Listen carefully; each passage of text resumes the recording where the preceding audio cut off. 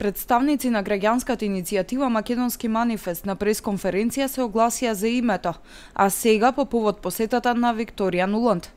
Како што изјавија, не знаат што се зборува со Нуланд зад затворени врати, но претпоставуваат дека во тие разговори се врши силен притисок врз македонскиот идентитет, тој целосно да се детронизира и со промена на името. За таквата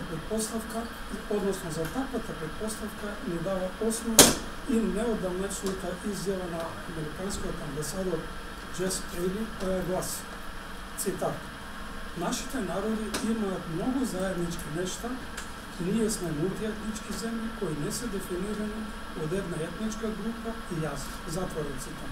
Доволно. Според Македонски манифест, пораката на Бели е јасна. Македонија не може да биде дефинирана од македонците, не постои македонски државен суверенитет, македонците не се државотворен народ, мнозинство со територијален интегритет, туку само една од многуте етнички групи и ништо повеќе, па според тоа е ист случајот и со македонскиот јазик. Целата валка на игра на Вашингтон и Брисел, во која активно е вглобена и нашата петта колона, е јасна, иако е замаглувано од амбивалентни, двосмислени и еуфемистички формулации.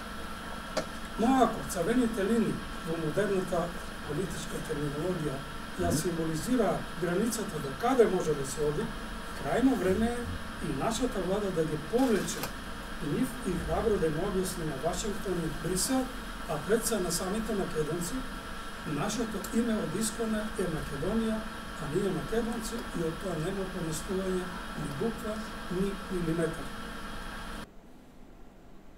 Според иницијативата, притисокот на западните моќни неолиберални корпораторски држави врз Македонија и македонците значи удар на темелното човеково право за себе идентификација, значи обид за еден перфидно софистициран идентитетски геноцид на цел еден колектив со милениумско автентично постоење.